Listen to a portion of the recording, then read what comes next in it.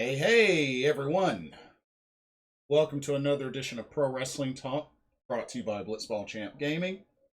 I'm your host, Blitzball Champ Jason Ingram, coming at you once again here on the U to the Tube. So, Wrestle Kingdom, Night 2, in the books. And I have to say, there were quite a couple of shocking finishes that kind of surprised me. Didn't really expect, but I have to say, night 2 was actually pretty dang on good. It was pretty dang on good.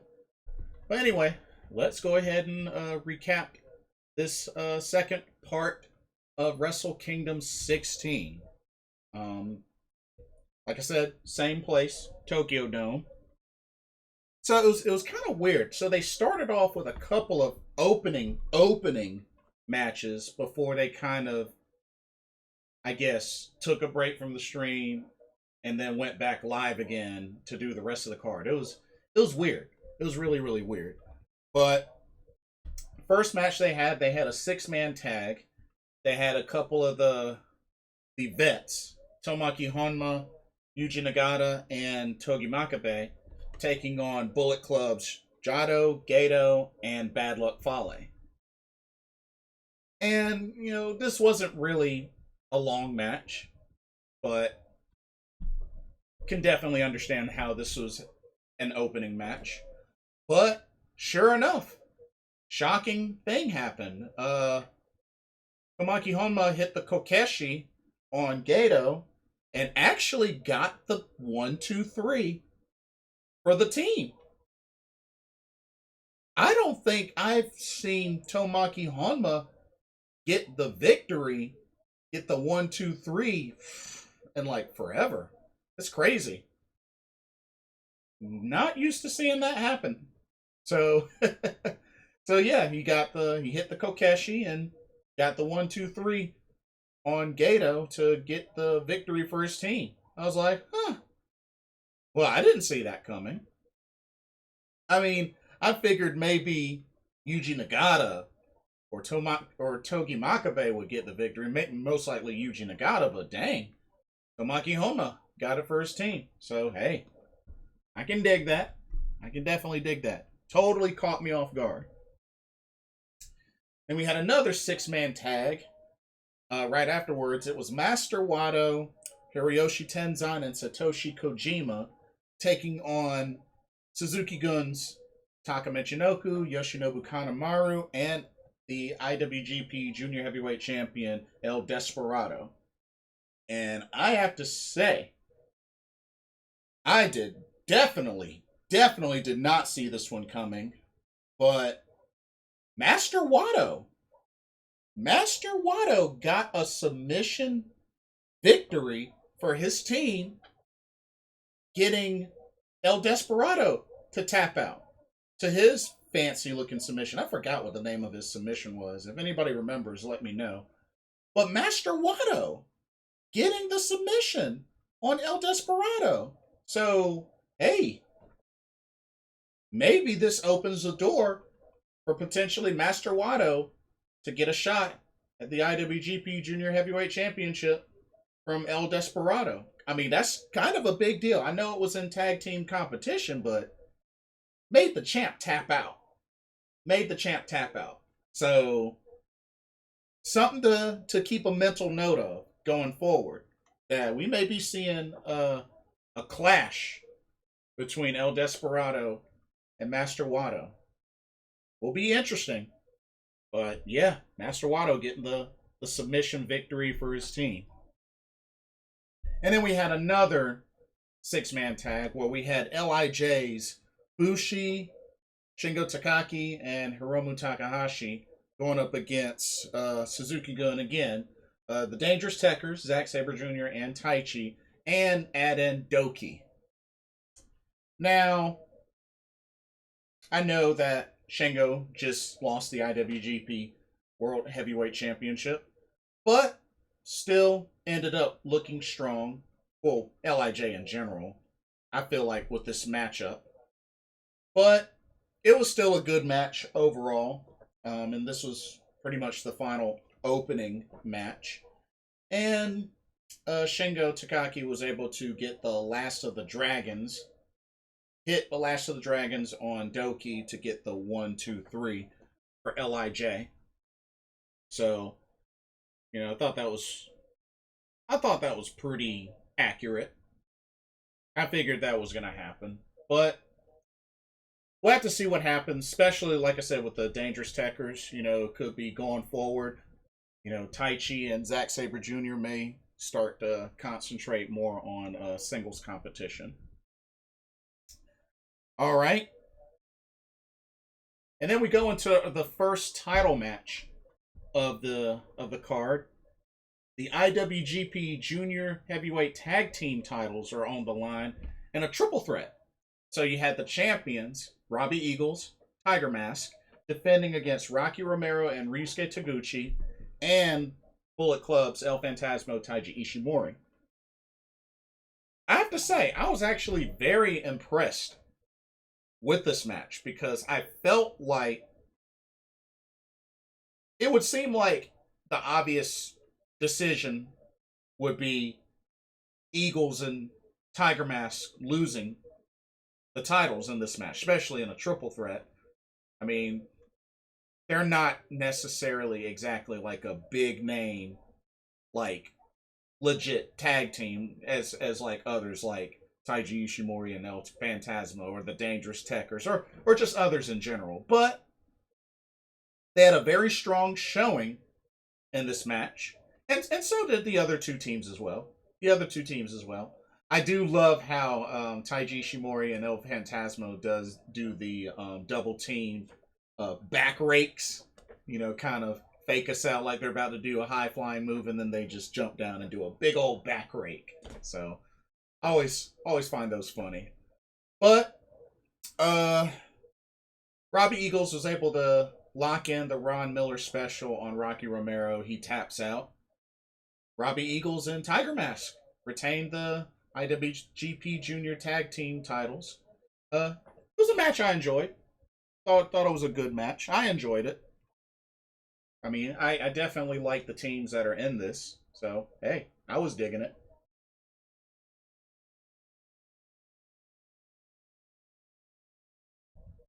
Next up, we got to see the Ladies of Stardom compete.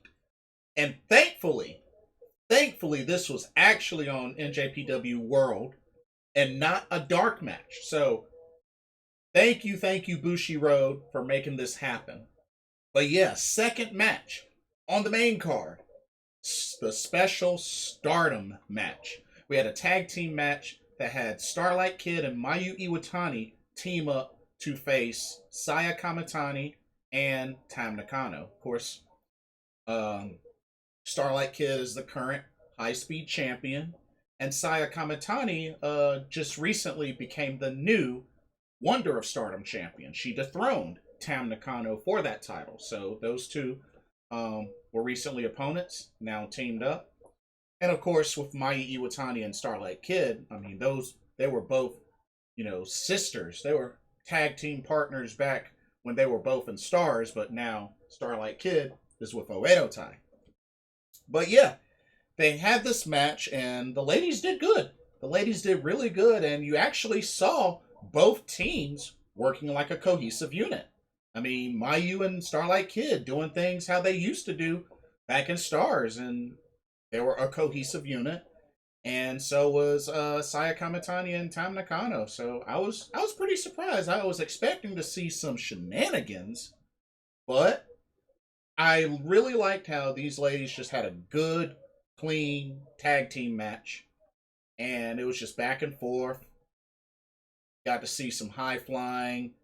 And you know what? I was very happy with this match.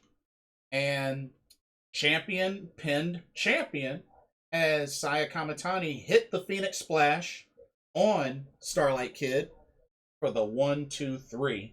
And Saya Kamitani and Tam Nakano get the victory at the Tokyo Dome at Wrestle Kingdom. Like I said, so happy that this was not a dark match. So happy. So, really good boost for Stardom there. Great job, ladies. All four of y'all did amazing. All right.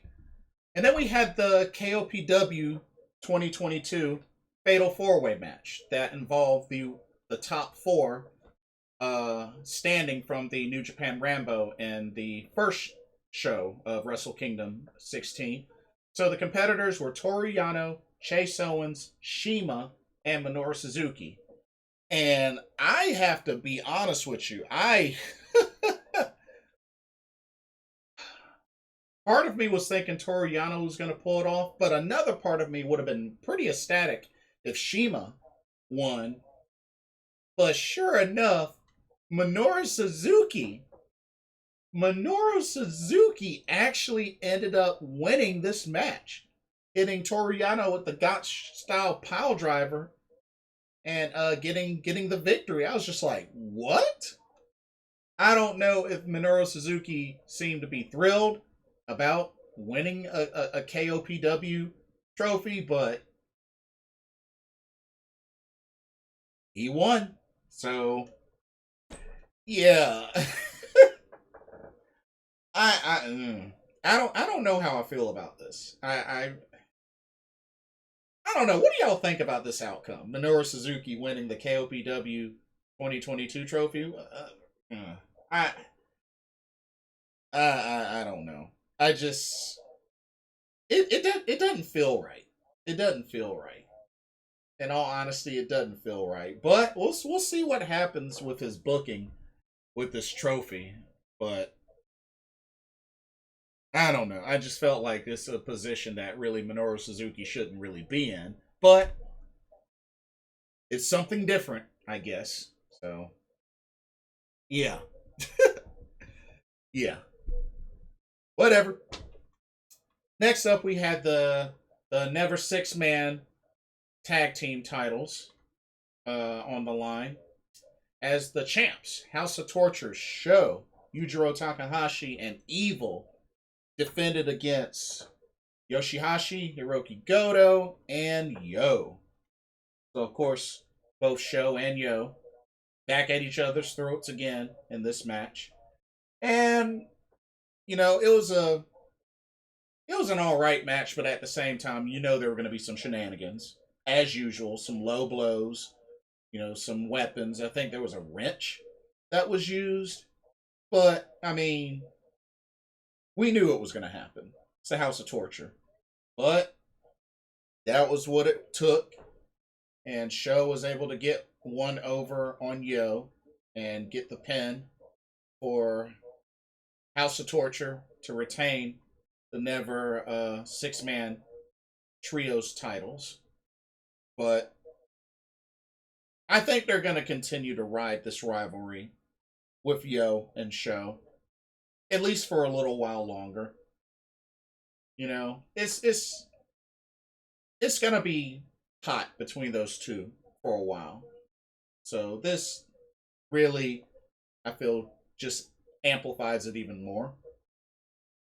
But they seem to have been kind of getting one up on each other, just back and forth and back and forth. So we'll have to see how that rivalry goes forward. But right now, House of Torture still the champs. Next up, we had a special singles match where we had United Empire's The Great O-Khan going up against LIJ's Sonata. And I actually enjoyed this match. This match was back and forth. And, you know, I like both of these guys. I definitely like both of these guys. I've seen The Great O-Khan wrestle live when New Japan Pro Wrestling did a New Beginning show in Charlotte, North Carolina. Actually got a chance to see The Great O-Khan live. But it was a great match, back and forth. But Sonata was able to get the victory over The Great O-Khan. I felt like it could have gone either way. But Sonata reigns supreme and gets the victory. Good match, though. Definitely a good match. We continue on with more LIJ versus United Empire action as we had another singles match where LIJ's Tetsuya Naito, the leader, went up against United Empire's Jeff Cobb. And to be honest, a big part of me was hoping that perhaps Jeff Cobb would get the upset, but great match. It was a decently long match, but just was not able to get it done. Fell prey to a Destino, and Tetsuya Naito got the 1-2-3. But man, I really wanted Jeff Cobb to pull the upset. And don't get me wrong, I love Naito. Definitely like Naito. But I really wanted to see Jeff Cobb pull off the upset. I really, really do. But didn't happen. But still a great match. Still definitely a great match.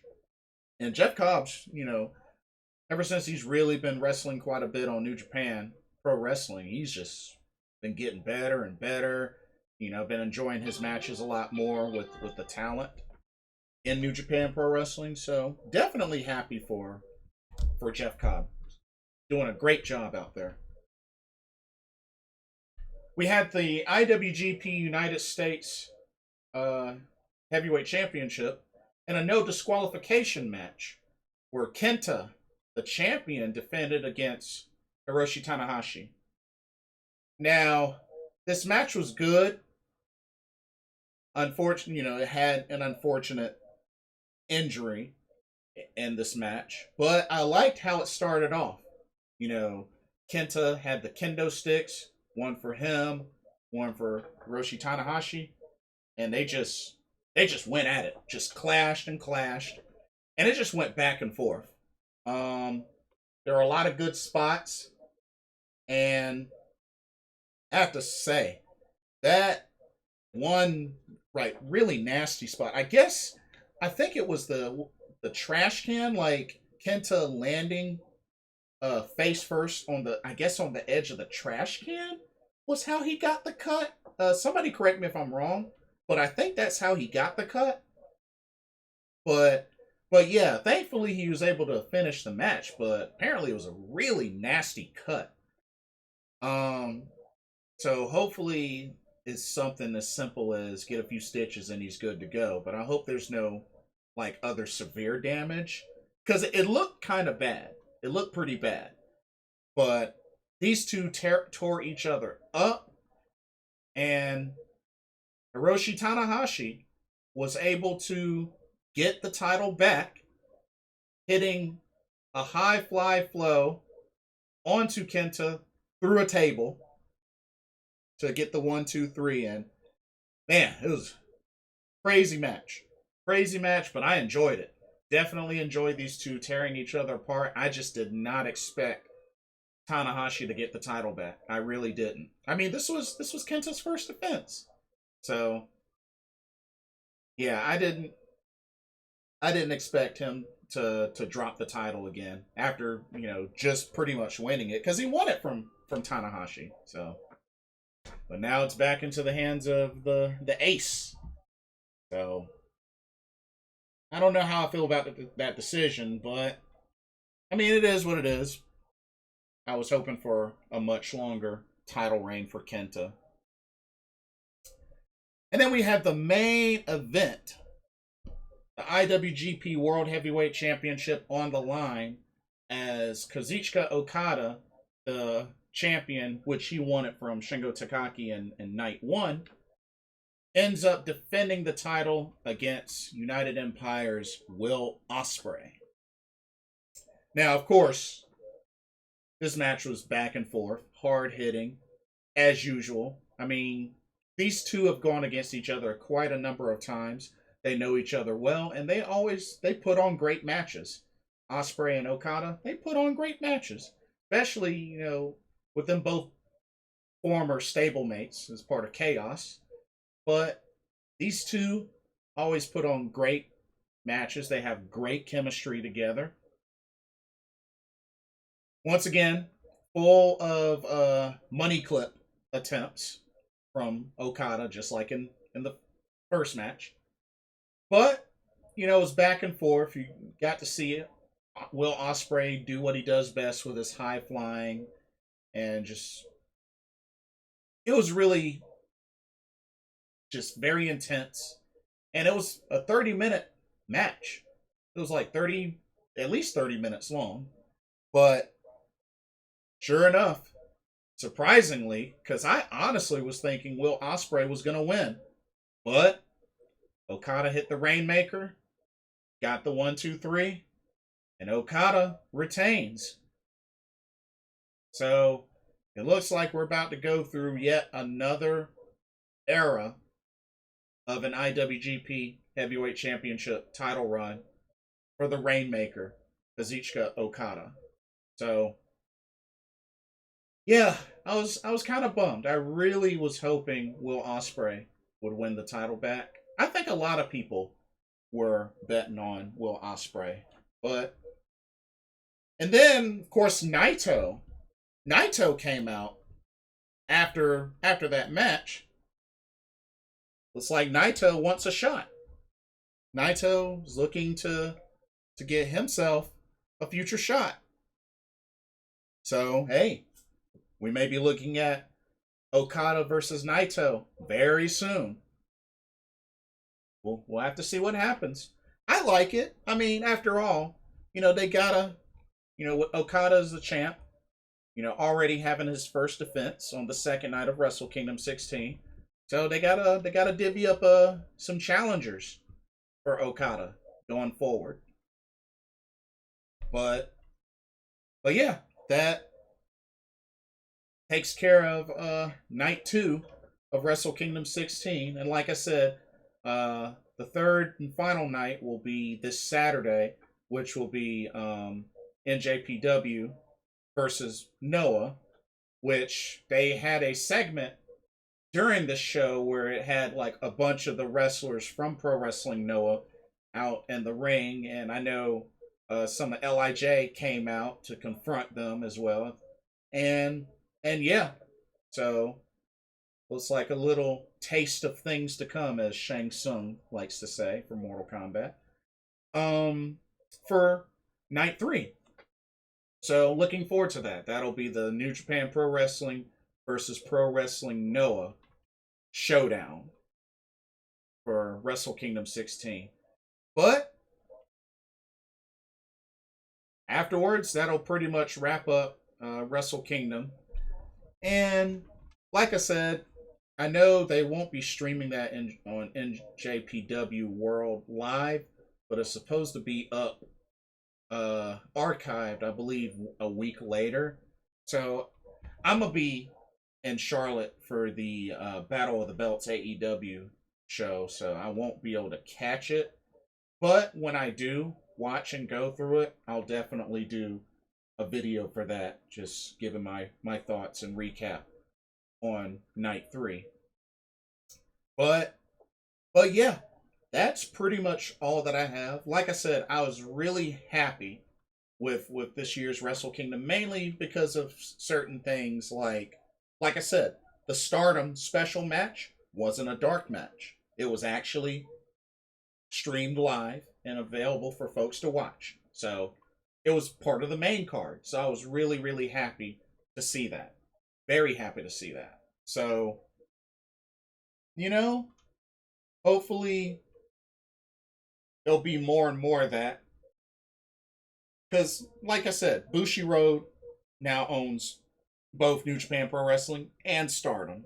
So maybe going forward this year, maybe one of the new things we will see is some more collaborations. Because when you think about it, I kind of look at Stardom under Bushiroad kind of like, how DDT Pro Wrestling has the sister company of Tokyo Joshi Pro Wrestling.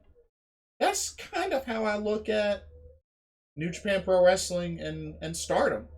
Stardom's kind of the sister company. I mean, they're both owned by Bushiroad, so. But we'll see what happens. I mean, if anything, I really, really hope that once the pandemic eventually dies down to the point where it's not as severe or close to severe that it is, and just traveling is a lot more safer. I really, really hope to be able to go to a Stardom show. I want to go to a Stardom show so badly. It doesn't matter if it's a if it's a tournament or just a regular show or a pay-per-view, I would love to go to a Stardom show. And hopefully at some point they'll be able to come back to the US, because they've toured the US, I believe, twice. I think once was in New York and I think another time was in California.